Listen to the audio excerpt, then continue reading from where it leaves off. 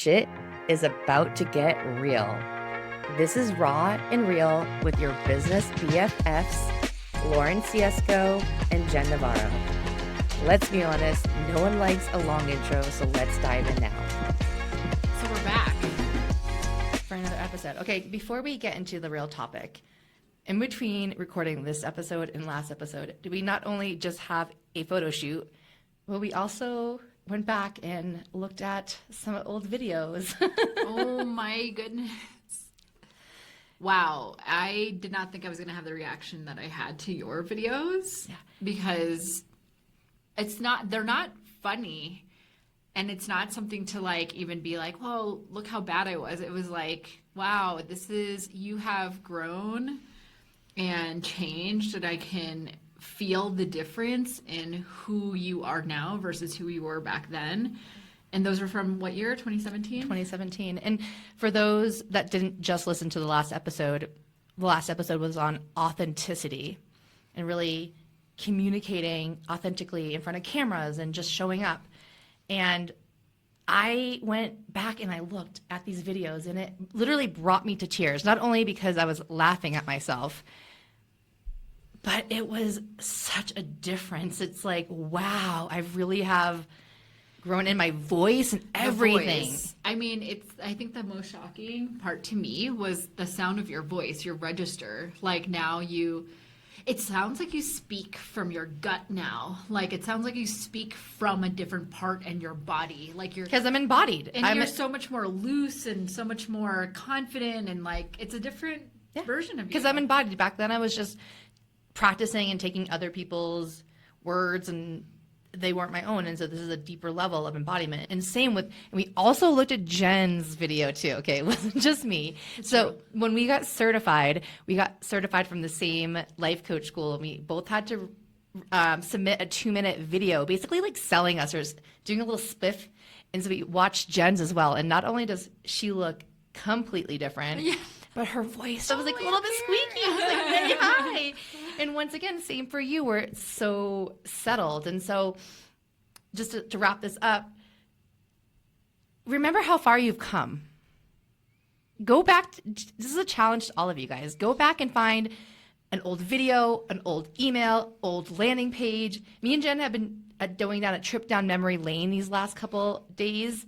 And it's just really beautiful to see how far we've come. And I think that's some of the most powerful things we can do is measure ourselves by how far we've come instead of that impossible of how much farther we have to go. Or even like against other people. Yeah. You know what I mean? We were finding videos back in my files from 2018, and I started building my coaching business.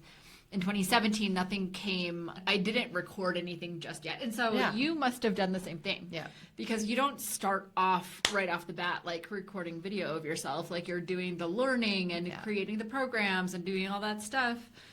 And so looking back at those videos, I was like, you saw, I didn't have my lighting dialed in or the sound at all, or even the camera angle, which is weird because in a way, in my mind, the way that it's stored is like, oh, I came straight from doing makeup artistry. So of course everything was already set up from the beginning, but it wasn't.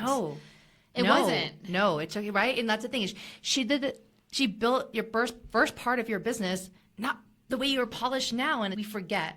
Yeah. Right? We forget that we just start with like where we're at. And that's what we want to talk about today is actually kind of like a reflection and a look back, but with a very different topic, which is the topic of money.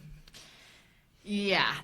This is one of those topics that's like now for me, at least it's touchy. I mean, when I was in full force, in full swing of my coaching business, I was talking about it all the time, but also I'm going to say it's probably because I knew it was like a turn people's head, scroll stopping kind of topic. Yeah.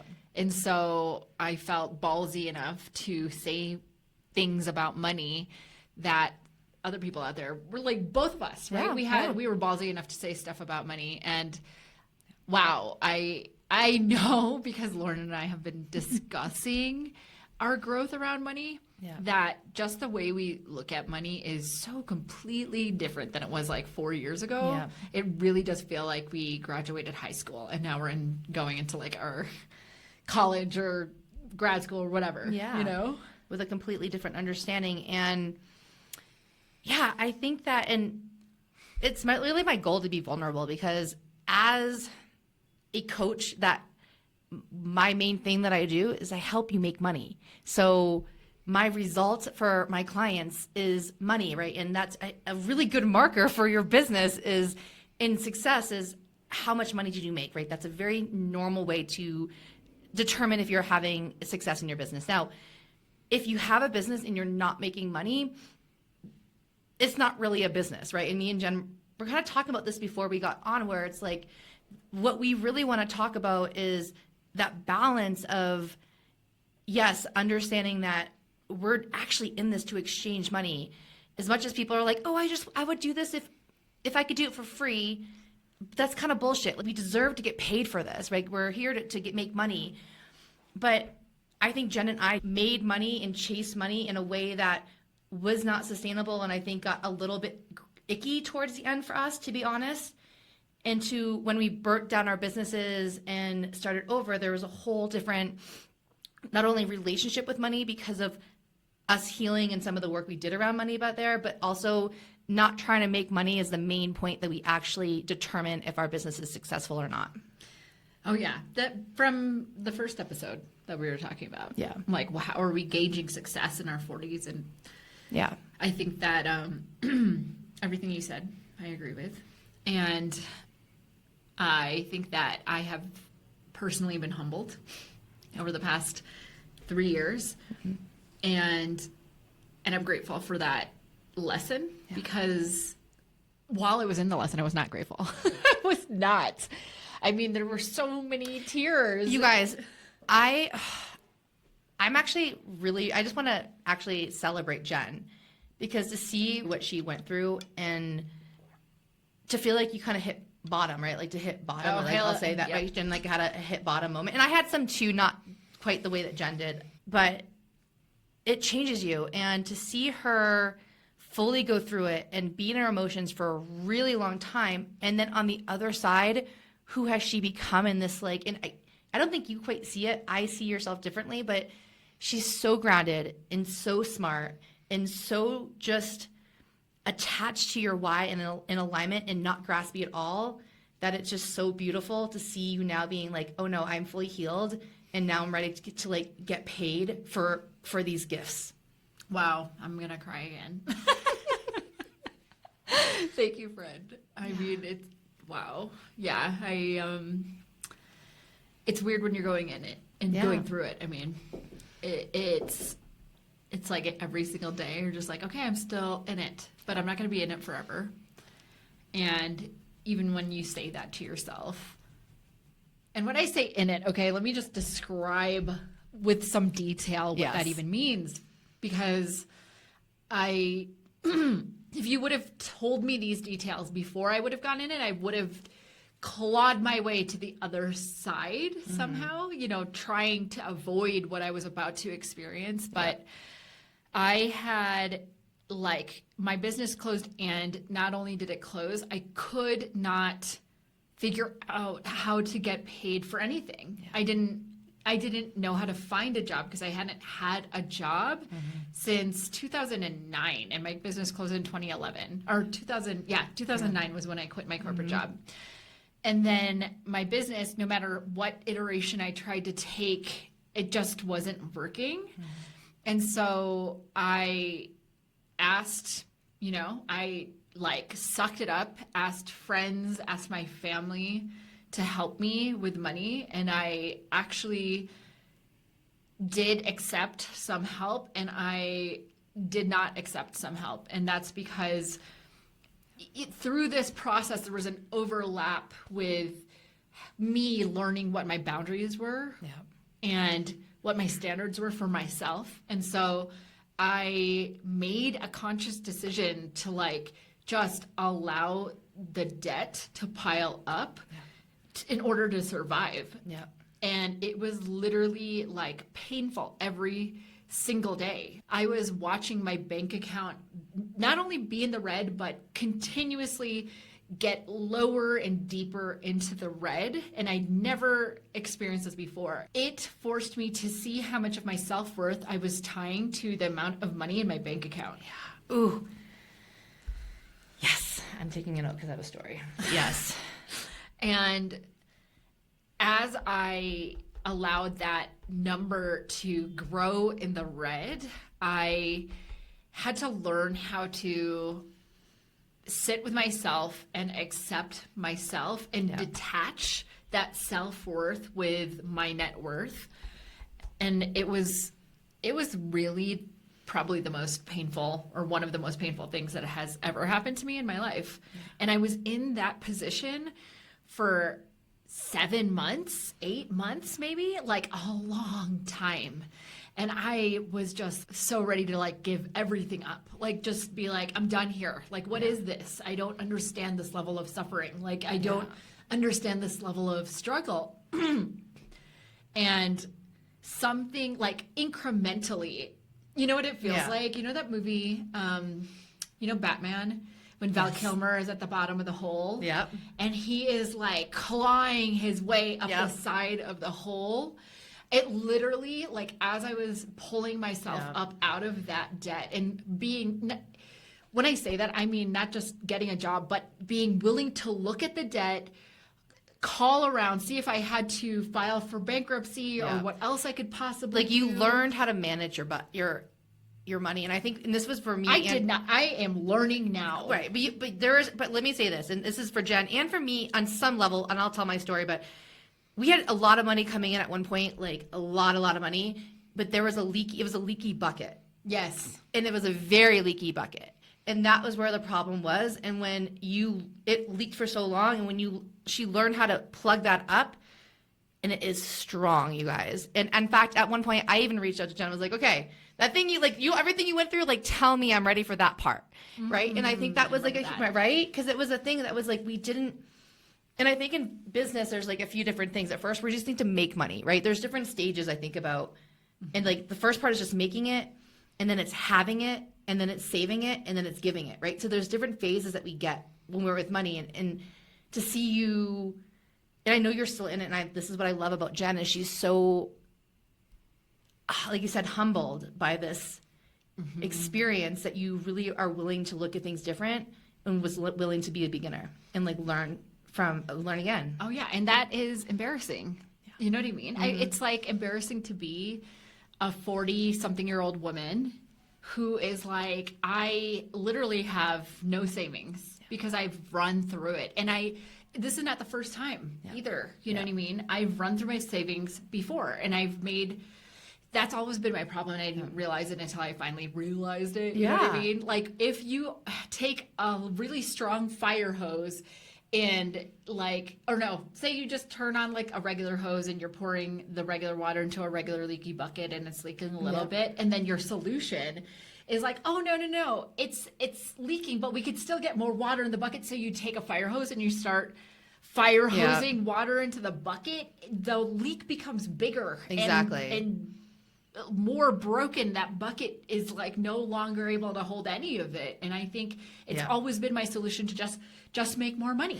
Exactly. And I think that's where me and Jen, once again, when we crumbled our businesses, at one point, me and her got really good at making money. We knew how to make money. Like, that's it. Like, it was easy. It was fun. That was not the problem. That was not the problem. Like, there was other things that were going on. And then eventually, and we'll go into this more, but like who we were being wasn't sustainable to keep that up, which is why it crumbled, which is where I think we see a lot of people have these ups and downs. And we'll talk more about the ups and downs with business in that, but a lot of people go up, they go down, and they're not able to recover. But here's what I want to say, and this is, we'll go in a little bit more my story in a bit, but in that time between the last podcast and now, I've also had some ups and downs. Just a little ones. My income hasn't been as consistent. But what I really learned in those moments is that when my bank account got to very low, that I was still okay, and I was not freaking out, and I wasn't taking action trying to make money. Where in the past, I would be like, as soon as my bank account would start to get low, I'm like, I have to take action. What do I do? What do I do? What do I do to do it? Because I was in a place of not believing that money was coming. I was in a place of not feeling safe to receive money. I was still in a place of that hustle mentality, right? So there was a whole, not only mindset shift, but a recalibration in my body to what felt safe, and to be able to be an entrepreneur and have ups and downs and be okay and not feeling like things aren't working and not feeling like a failure when your bank account isn't reflecting the work that you've done. Mm-hmm. That is what I have learned in these last 4 years. So I am so grateful now for all the ups and downs, because guess what? There's always going to be ups and downs. Yeah, it's true. And if you're only okay in your business when you have money, and you're only believing in yourself, and you're only feeling good when there's money, that's why a lot of people end up not being able to get out of it or make more money, because they can't figure out how to shift their energy and be okay. And that is the skill that I give my clients. Like, to me, the whole reason why I do what I do, and like why I love sales so much, is because when you know how to sell, you know how to make money. And when you can make money, you're always going to be okay. So what I really have learned over these last few years, and I've always kind of taught this, but now I am it because I actually went through it, is learning how to go through the ups and downs, process all of the emotions around it, allowing yourself to be scared, and then coming to a place of that you're always going to be okay, being able to snap back, because it's not going to be all rainbows and daisies. And even as a money teacher, and this is like one of my main things that I teach, I still freak out all the time, but guess what? I'm able to get back into it really like fast, or calibrate. Or sometimes I need a couple hours. Sometimes I need a day. It's not always, but it's my ability to realize that I'm going to be okay, because I went down to zero so many times in my bank account, and I learned to find safety there because I wasn't relying my worth and my success on that number. Yeah, I mean, I'm not going to lie. It's really hard to find safety while you're sitting at zero. Absolutely. It doesn't feel like safety or security at all. But that, at the same time as that not being safety or security, it doesn't mean that you're worthless. Yeah. And I think that's the actual lesson that I learned. Right. Like, maybe there's nothing sitting in my bank account, and right now the majority of what I earn actually goes to paying off my past debt. And that, for some reason now, and the reason being like the last 4 years of my learning, right, it finally feels okay. Like, it finally feels like budgeting, that word used to drive me insane. Budgeting now just feels like some creative activity where I'm like, okay, I'm trying to figure out how I can keep my quality of life, because I feel that this is so strange. I have the highest quality of life that I've ever had in my entire life.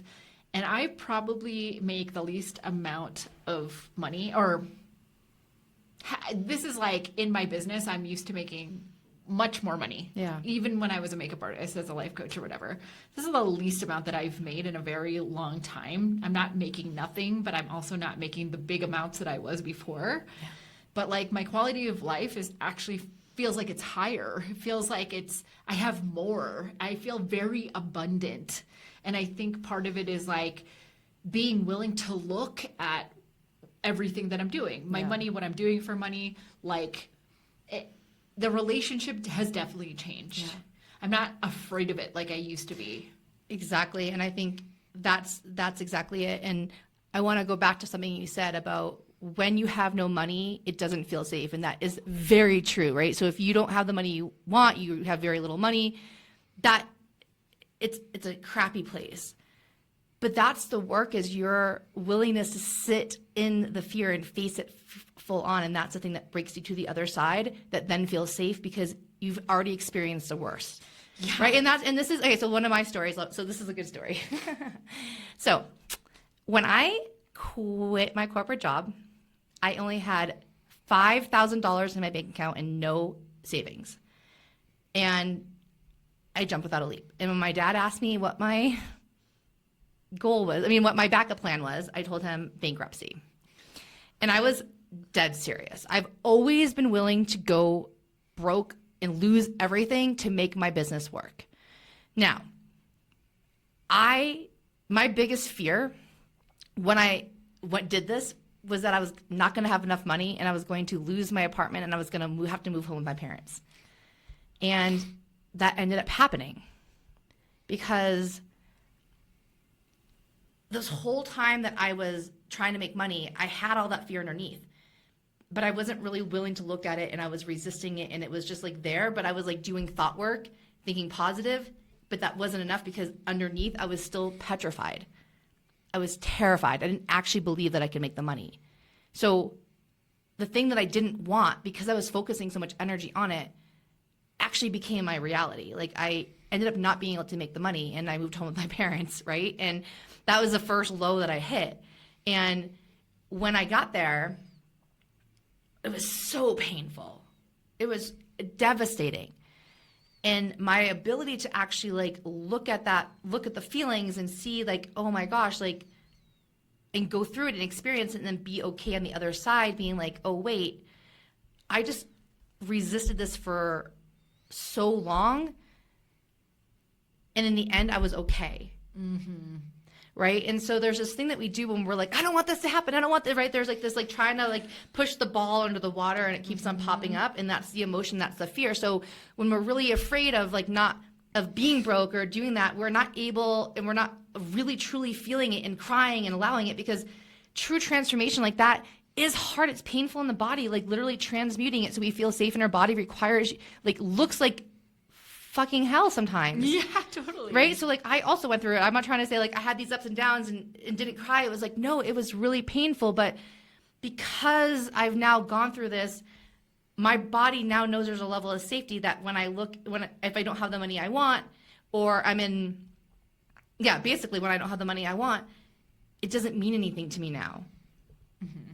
I'm not making it mean the things that it did before, mm-hmm. which then there's not the resistance around it, so that those vibrations aren't in my body. So I'm able to have ups and downs without the emotions that used to be tied to it. Yeah, I get that. And which gives you speed in your business, because what's happening when it's not working and you're feeling frustrated, then you're continuing to focus on that, which continues to make it not work. So there has to be some kind of shift, some kind of like, what is it, like boiling point? And it comes through actually sitting in those like fucking horrible feelings. I mean, the crazy thing, right? Like, if I'm putting this into like a very tangible experience mm-hmm. for myself, like what you're saying, like, mine was like I could not actually look at my bank account. Yep. Like I couldn't open the web browser to like go into Chase and see how bad my credit score had become, how like negative my bank account had become. I literally could not look at it and feel okay. Yeah. And so like sitting in the emotion was going to happen regardless, because like I could only do so much avoiding. Yeah. And I don't remember the point at which I was like, okay, I'm actually going to look at it. I think it might have been after or it might have been, you know when it was? I had this epiphany that happened simultaneously. Like two mm-hmm. things happened simultaneously. One was, I'm just going to go and get a job. Yep. And then the other one was, now that I'm looking for a job, I'm going to look at my debt and I'm going to start asking the creditors or whoever, the banks, what I can start doing as soon as I get the job. Yep. And that was a big, like, I just pictured in my head, like somebody like punched my ego out of my head. You know what I mean? Like, It really was that strong. But there's a release. This is actually what has to happen, is when there's so much pressure around the money and not having it, it really is, there has to be something that shifts in order for something to move. And that was your moment, because when you gave yourself permission to get a job, there was some relief. And I've also experienced this in my life too. When I moved home with my parents, there was like the falling down even more and then going up. And what allowed me to go on the upswing was for about a half a month, I was considering getting a job. And it was a very specific sales job, but in that process, it took the pressure off making business money in my business. And so because I started putting effort into maybe getting a job, just taking the pressure off and being like, oh, I don't have to worry about that. All the money came in, which was the upswing that then 2 months later, I made like $25,000. So it's right that there's like, it's playing with energy, and there's a tipping point that has to happen, but you have to go through it. Yeah, I think so. And it looks different for everybody, by the way. Everyone's journey is a little bit different. Yeah, and I'm at this point in the way that my perspective is around like the money situation, where I don't think that everybody just makes it out. I don't actually think that just because you do a certain amount of like inner work, or even like take a certain amount of action, that your business is going to make money. I think that everybody's journey is so different, so vastly different. There's not just like two different things that could potentially happen to you. There are numerous things that could potentially happen to you, and numerous levers that you could potentially pull that some people might not have access to. And like, it's a lot for us as humans to even be, within this system that we made up. You know what I mean? And by we, I don't mean us, obviously, but like us, human race, the human race, like before money, trading. You know what I mean? And that makes sense to me. Yeah. So now we have like this, not even paper. Like in some countries, they don't even exchange paper and coins. Yeah. Right? They exchange digital numbers on a screen. It's so weird to conceive of like, oh, this digital number on the screen is telling me how good I am, how much I'm worth, and whether or not I'm worthy of happiness, love, and fulfillment. Like, how fucked up is that? You know? Yeah, absolutely. And it's once again, it's always the stories and the meanings that we're giving it, right? And I think that's been, for me and Jen, in this new iteration of our businesses, we just have importance on different things in our business, and like measuring ourselves by different ways, which I think it makes it more fun. And it has made it much, it's like way more fun. And I will be vulnerable right now, where once again, I've had these little ups and downs, where I've had some moments in my business, and in the end, it's always worked out for me. I am the ultimate optimist.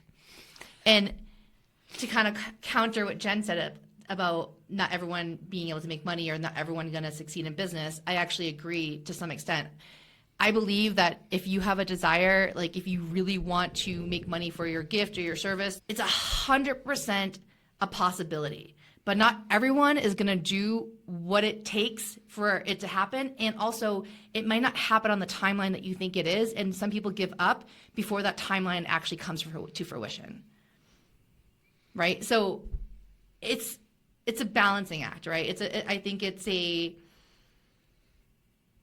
able to do the work, but I also think too that if we try to make, like, where we put the pressure on it, and I think that's where it's like where it becomes hard is when we put the pressure on it. My advice to somebody that really wants to make money and it's not yet happening in your business, go get a job and make it a fun for you, and then allow that to make money when you feel safe, when you're in a place of safety. Right. And this is actually, I've talked about this before, where I have two parts of my business, the consulting part and then like the coaching in this podcast, where I don't put any pressure on this part to make money for me, because when I do, it becomes not fun. Right. And so this is like the big shift that me and Jen have done, is just prioritizing, giving ourselves permission to make money in different ways and not making it mean anything about our businesses, and also making sure that the things that we actually are really passionate about continue to stay fun and not pressure, because when we put pressure on it, that makes it harder to make money on it. Yeah, I will have to say this too, because like this is a different perspective that you're hearing, especially if you listen to the first podcast that we had 4 years ago. Like there is a lot that has been said and potentially is still being said, but I don't find myself in those circles so much. I'm not really sure. against like getting a job. Yep. And so when I decided to get the job, there was a lot of undoing I had to do to make myself feel like I wasn't a huge loser because I got a job. Yeah. Because that was my initial like response was like, oh, well, I guess I'm a loser now because I can't run my business and just be all in on my business. Yeah. I need to get a job. So slowly by slowly, like having a job and then running a program where there are amazing entrepreneurs and the majority of them had a job and a business. Yeah. And it's like, what was that? What was I being fed to that I got to a point where I was thinking that if I had a job, I wasn't good enough to run my business. Or that you had given up or something like, right? There's beliefs that you had given up or that you're not good enough or that, right? And I think and that's... You're not believing enough? Not believing enough, right? And seriously, this is the energy I'm constantly playing with in my business, is taking off the pressure for anything to sell. That's really the key, and like not trying to make it, but make it fun. And that's been the balance. And I'm so grateful and I'm so proud. And this doesn't mean anything, but like I've been able to stay in business for 8 years, but it wasn't all rainbows and daisies. It was allowing the ups and downs and not making anything mean and never giving up. And also for me, just being like, this is it, but also always being willing to go get a job if I needed to. She's also had her business for almost 9 years, not 8 years. Yes, you're right. You're right. That's true. Lauren is one of my primary examples when I talk about people who like are really doing it from a place of like deep passion and purpose. It's like the amount that you've allowed yourself to go through and just running this business in the way that really actually lights you up is like admirable. And it's a great example because it's so easy to get into something like coaching and think like, you know what, I'm just gonna make a ton of money and blah, blah, blah. Yeah. And maybe you do, and good for you if it works out that way. But like, if it's really something that you feel that deeply connected to, you'll do the same thing as Lauren. You'll know that the business that you're running is really the business that is right for you in your soul. If you want to have that sort of connection with your business, if you're willing to do what she has done. And it's incredible. I just have to acknowledge you for that. Yeah. It's literally a labor of love. I think the core of what our message is on all of these episodes is that it's just coming from this like really authentic, heart-driven, passionate place where I wouldn't do anything else. And also my definition of success is that I just get to keep on doing this for the rest of my life, regardless how much money. But it's more about the impact now. Well, that's like so beautiful. I have a very different definition of success. You know what I mean? Like for me at this point in the business that I'm running, like I love it. I have been thinking about self-expression and showing up on video ever since I started in makeup, 2009, right? Like, but the iteration that I show up in and run my business through it hasn't been the same. It's been through makeup artistry. It's been through running coaching programs. It's been through like getting a job that actually was utilizing that same skill set. So it's like this skill set maybe seems more of the part where I'm connected to it through my passion and purpose. Yeah. But it's not necessarily like the business, right? So if this business that I have right now crumbles and falls, I will probably find a job doing the same thing and then I'll probably go back and have another business. But like, it's just like a different... And I think, but that's great is like we're all have our different whys and reasons of what it is. But for when I look at you, like the common like denominator is like just things that light you up. Yeah, totally. Right. And I think, and I sit here and I'm like, yes, I'm so passionate and I've sacrificed a lot, but I'm sacrificing less and less and less as I am doing this in a way that lights me up. Right. We're getting to travel, getting to live where I want, like the freedom and like the flexibility is more valuable than the money now. Yes. Right? That I agree with. And like sure. always having enough. And I think now that's really what I help my clients do. And especially in my embodiment programs and my effortless sales and marketing, the strategy comes second. The first is the embodiment piece. It's who we're being while we're doing it, because we can be taking all the actions from a place of not really believing, having lack, being just not burnt out and it not sticking, or we can be taking the actions, feeling like really lit up, really passionate, really connected, really authentic. Yeah. And you know, it's interesting, as you were saying that just now, as a brand strategist, I think about strategy allied. Yeah. But I think we actually come from the same core.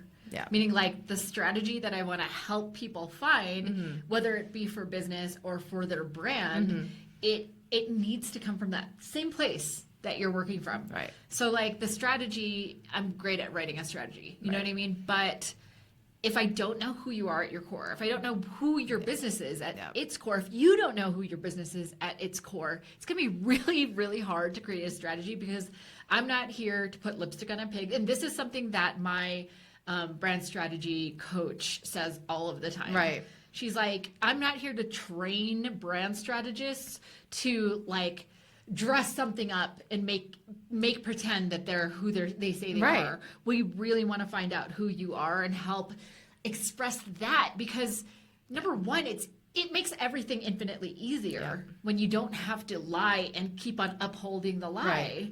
Right. So it's like, let's find out who you really are, you as a personal brand, you as a corporate brand, and let's express that novel idea. You know what I mean? Right. Which is different too from like, you know, I'm not saying that we used to run our business a different way, but there was much more of a show happening, especially for me, for sure. Yeah, absolutely. And this core, talking about the work of how our work overlaps and kind of how we've always overlapped, is through this connecting to who you really, really are and taking that and then applying it to sales, which is like through that embodiment. And like when you're making your brand as an extension of who you really are, it's effortless. When you make your offers and you make your marketing as from an extension of who you really are, it's effortless, right? And I see this all the time, where when people are trying to make offers, that they are trying to like oversell themselves or like make bigger results than they really are, which then they have to stretch and they don't really believe it. And they're like, it feels out of integrity. So to me, our ability just to be ourselves, knowing that we're enough right now, and then create offer and branding and everything based off of who we are, that's just, it's way easier than trying to have to put on a show, which is what we really talked about in the last episode, right? Which is like, we think we need to be somebody else in order for people to buy from us. And that's not really how it is. Yeah, it's not. It's so crazy to even have that idea in our minds. Yeah.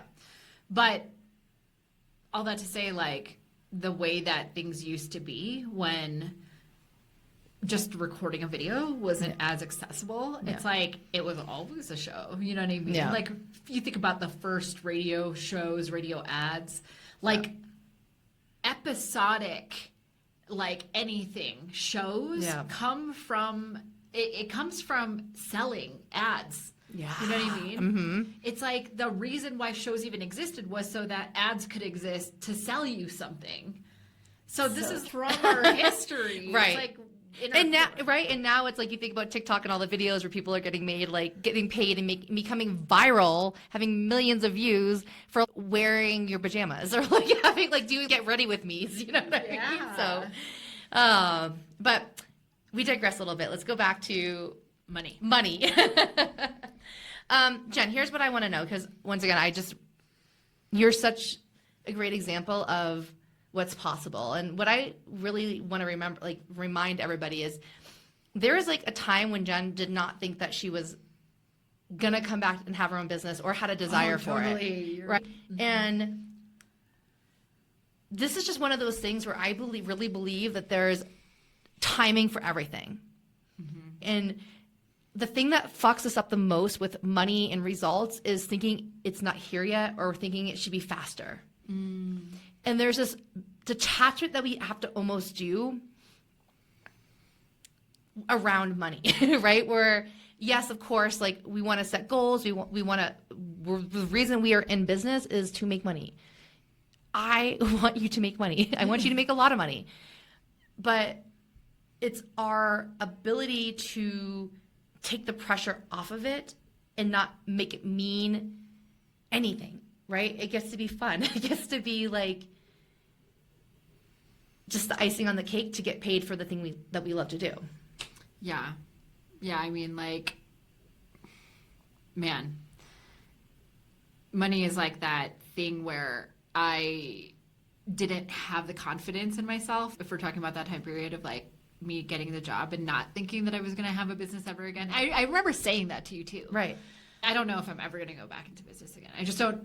Yeah. And I don't think I was saying this out loud, but like what I wasn't trusting was in myself to be able to make money in a business again. Yeah. Right. And then recently I had left my job and very amicable with my ex-boss, who I have a lot of respect for. But I had this resurgence of confidence in myself to be able to make money again in a business. And not only that, like, it's actually more secure for me to believe in me than for me to be leaning so heavily on someone else to make sure that the money is coming into their business so that they could pay me. Yeah.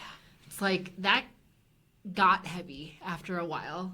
Yeah. And I think I had to go through that arc to get here where I'm like, okay, even if I'm just making if I'm making ends meet right now, it actually feels better than making a surplus or an abundance of money. Even if that was coming in regularly. I don't know what it is about, but something shifted, and I think it's the way that I feel about my life. Absolutely. So what I want to know is, if you can go back to yourself, I want to go back to the version of you that this is like before you looked at your bank account, before you went down that road. Before I looked at my bank account, you're talking about like I was crumbling. As your version. No, I just want to say, like, what advice would you give your past self? Right? Like, what do you want? I just would love to know. Wow, good. That's a good question.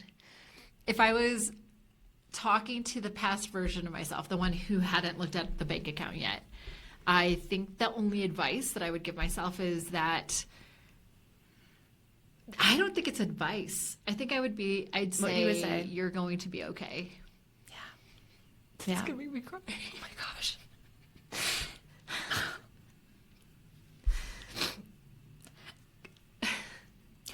I try too, because that's the crux of the work that I do with all my clients, is getting to a place that you're going to be okay. And like, when you can get okay, that's where that's where like the money, like everything comes. Yeah, I really, like, that version of me really didn't believe that I was going to be. Yeah. So I don't think I would have taken any advice at that point in time. Yeah. You know what I mean? I think I would have been like, fuck you, and like, but I think angry. And so the only thing I could have heard was that, maybe. And I think, depending on where you're at with money, and maybe somebody needs to hear this, but sometimes just being in it, like being in the emotions for a really long time is actually the thing, is what moves you forward, which is what gets you out, because you're actually finally feeling and facing all the fear, all of those underlying, what I call emotional coding, all the things underneath that you were avoiding. Because that's what I've done. If you aren't looking at your bank account, if you tend to avoid things around money, then this work, you looking into it, you leaning into it, is the way to more money, and to safety, and to knowing that you're going to be okay. Oh yeah, totally. I mean, like, avoiding becomes like, it's slowly, what it feels like is you're just like building a wall slowly. Yeah. And soon you're just not going to be able to see past the wall. Yeah. And that wall is all of this built up, pent up emotion. Yeah. And not letting yourself, and sometimes it's like you're crying a lot, but you're not releasing anything. Yeah. Do you know what I mean? Yeah. There's something about like a real true connection to those emotions, and a really deep cathartic cry, or whatever you might need. Yeah. That is the difference for me. And thinking about like how true emotion is released, instead of letting it become more trauma in the body or whatever, you know? And I've talked about how I've had lots of ups and downs with money, and what continues to get me to be able to get on the upswing when I'm on a down is through releasing emotional coding in my body, which is through regulating my nervous system and feeling safe. So that's always the way through, is like the shifting. And it's just not smoking hopium and like saying positive affirmations, because I can't tell you how many times I would just be like, oh, just think positive, but you don't really believe. And that's a dangerous place to be, because you're the world, we work on our vibrations, on like who we're being, not what we want to be. Yeah, I mean, smoking opium is so funny. Like, we used to talk about that so much, you know? Yeah. But like, yeah, like and I think at one point me and you were smoking some definitely, opium, right? I mean, and I think there's a balance of, honestly, like, to get to where I am right now and also go through the ups and downs and get from like when I'm like, oh crap, like, and this happens where I'm like, okay, beginning of the month, I'm like, I'm not where I want to be. How do I get to where I want to go? Is a little, honestly, being a little delulu and just being like, nope, like, it's like being all in and consistently shifting my energy, but then also being honest with myself, being like, okay, now this feels a little bit like I'm smoking opium, let me go back and feel the emotions. So there's this like constant battle of checking in, like, does this feel right in my body? Like, your body's always telling you and keeping the score around money. So if you want to know how you're feeling around money, just tune into your body, and it's gonna show you what needs to be released. You know what feels really good now? What? Actually, I was thinking this. So this morning I was like working on budgeting my money. Mm-hmm. Lauren actually walked in. I did. I was like, what you doing, friend? She's like, budgeting. Budgeting. I was like, oh, perfect. Today's the day we're going to record the budgeting podcast. The money podcast. I feel really neutral about my money. Yeah. In fact, it feels better for me to have distributed the money to all my different accounts than it does to like sit there and look at the big chunk that I might have made from like whatever payment came in. Yeah. But in the past, it used to be different. Like, I used to love seeing that giant chunk just sitting in my checking account ready for me to spend. Yeah. You know what I mean? And now it's like, okay, immediately, where do I put it? Where do I put this portion of it, you know? And it's on my bingo card for this year. So my girlfriends here and I, we actually made 2025 bingo. You would have loved this activity. Okay. I wish you were here for that. But I wish I was too. I'm already having FOMO. But we made like 2025 bingo cards and like goals on the card. Oh, fun. So you could like, we'll see who hits a bingo, you know? I love this. And on my 2025 bingo card is learn how to invest. So I made a 41-year-old woman who hasn't done a lot of investing. I used to have like a 401k or something like in my corporate job. But one of my friends here, she's actually like a finance coach or somebody who teaches you how to invest. And I'm like, okay, this is the year. Yep. Like, I am getting serious about this, which is crazy because, like I said before, had I done this when I was making buckets of money, it might have been a little bit different for me, but I just hadn't come to the point of awareness that I'm at right now until now, you know? Exactly. Yeah. So crazy. I know. It really has been a fucking roller coaster. A roller coaster. I mean, honestly, I think my relationship with money has been one of the hardest things and one of the things that I really have had to do the most work with as an entrepreneur. Yes. 100%. Because going into my business, I wasn't really super secure about money. I remember specifically never wanting a lot of money.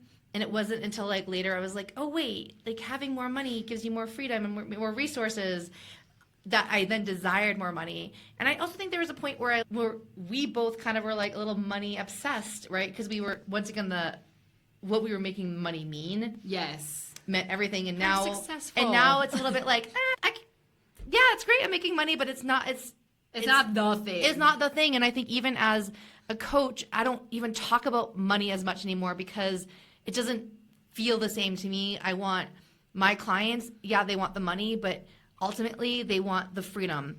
They want to feel lit up. They want the impact. It's just not about the money. And I think that people that are just after the money are a different type of person that are doing it for so many other reasons. Yeah, it's true. I think that your people are actually looking for the same or similar things that you're looking for. Yeah. Right? Like, I think that I feel like my business now has nothing really to do with money. It has a lot to do with like self-expression or learning how to like do these technical things. But I think because of what has shifted in me, the people who are like attracted to working with me are moneyed. I mean, like it's they're monetized. They struggle, meaning like I don't have to talk someone into feeling okay about putting money on their credit card because I don't actually want I don't want you to put my services on a credit card. Like, Yeah. please pay for it if you have budgeted for it and know that you're going to be spending this and investing this in your video or your content, whatever it might be. But like, yeah, it's different. Like, wow, I do definitely remember the coaching industry when it was like, yeah, have them pull out their credit card. And if they have to split it between two, it's like, what are you fucking talking about? And also too is somebody who has multiple times worked with clients who they couldn't afford the coaching, and the pressure to have this coaching work to make the money made it hard for them to make the money. Yes. Right. So if you are somebody that are thinking about investing in yourself or in a coach and you can't really afford it, think of an option that you can afford, because the pressure that you're going to put on yourself to actually make the money, it's the hardest way to make money. Oh my God. So you have to fully believe, and I always say this, if you're investing, it should feel like you fully believe in an investment, not a risk. If you feel like if it feels like a risk, then don't do it. Right. And me and Jen have like talked about, like, this is like a big thing about moving forward, and even why there was some resistance to even talk about money and talk about success the way we used to, is because I think that there was some overstretching and like convincing people to buy when they couldn't afford it. And I think there's still guilt from that. Yes, 100%. Right. Yeah, and you're like we're like, no, we're not going to do that anymore. And in fact, I say that all the time on master classes or when people I'm on the phone. Like, I can't tell you how many times I've like told somebody that, no, this isn't the right fit because it's just the money isn't right for you. And I just never want somebody to feel pressure. Yeah, exactly. Like, and that actually helps Yeah. in setting your rates as well. Because like, it isn't actually cheap to work with me, and I know that, but I do know the quality of what I deliver is worth what I'm charging. Yep. And so I put out a lot of free resources is on my YouTube channel. Yep. And you could absolutely follow everything that I'm putting out there on my YouTube channel and figure out how to create your channel and shoot quality video and all of that great stuff. So I feel good about saying, hey, this is how much I charge. Right. And if you can't afford it, that's okay. You know what I mean? Like, there are people who charge less. You can work with them. Right. And I'm not here to convince you to pull out a credit card. And I think that's what we need to really think about when we think about who our ideal clients are. It's like, not everyone is our ideal client if they don't have the money, because it's not right if they're not at the level. And for my business, and me and Jen are kind of have different models, I really wanted to make it so that I had offers at every single level. So whether you want to get stuff for free, I have so many free masterclasses. I offer free monthly coaching calls for my community. And I have low price items, like a couple $100. I have a couple $1,000 offers. And then I also have offers that go up to $10,000. So to me, it was really important that I have an offer suite where people can meet them where they're at. And what my hope is that if you can't afford to work with me, then come to my free calls, because what I'm actually doing on all of my free calls and all of my masterclasses is actually giving you the tools that I use for my clients and me that get results. So I want everyone to be, and like, ideally what I want is come get all my free stuff and start making money, and then you love me so much you want to work with me, and then you want to pay me. Yeah, like, right? Make the money for the free make stuff it first and then come and then come pay, and then come work with me. Which is so different, right? Wildly different. Totally. Taught, so I'm really like, me and Jen, our goal is to help you like show the fuck up and make money. Yeah. However that is. Like, that's what we really want for you, and we want you guys to be able to get that for free. Yeah. Just consuming our content and podcasts and everything else we do, coaching, the free calls.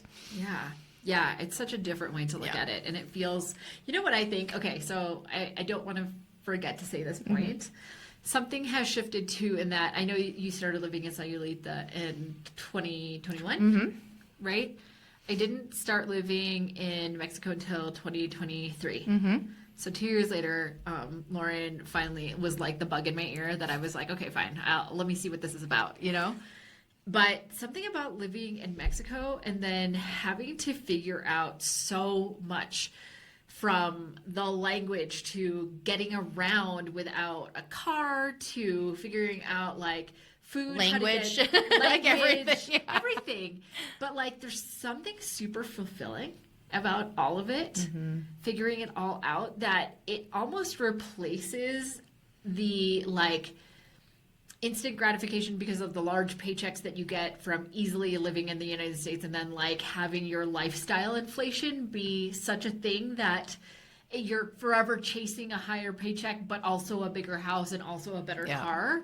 And I don't feel like we have that here. Like, I don't actually feel that same sort of like comparison or pressure. Yeah. And so something about that too plays into, I think, what's happening now with both of our money exactly. mindsets. Because living in Mexico is a very different experience from the United States. Also, it's just the way that Americans spend. It's like keeping up with the Joneses, like having multiple cars. Different. I haven't owned a car in 4 years. You don't own a car. You haven't owned a car in many years as well, too. right? 4 years as well. And, I think that like in the States, when somebody's like, I don't have a car, you kind of like judge a little bit. You're like, what, can you not afford it? Right? There's like weird connotations that go around with it. But here in Mexico, it's normal not to have a car. Like I lived in like a small little town. Eventually, after 2 years, I bought a little scooter and like I get around in a scooter.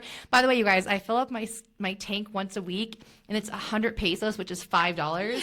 So I get around on my scooter for $5 a week. So granted, like we're comparing apples and oranges. It's, it depends on where you're living and what. But for me and Jen, I think the point that you're making is that we literally have pulled ourselves out of our environment of how much it costs to live, and we have redefined ourselves by not needing as much. And just because of Mexico and the way of life and the way of life around here, it's less materialistic. So I find ourselves buying less and needing less as well, which then has allowed us to have way less need for money, which then has taken off the pressure, right? So it's just been, we've done this like flip where we have really found like the joys of life and like been able to live on very little, which then has allowed us to find a safety. And from there, we're both growing our businesses and a lot more money and flow are coming in.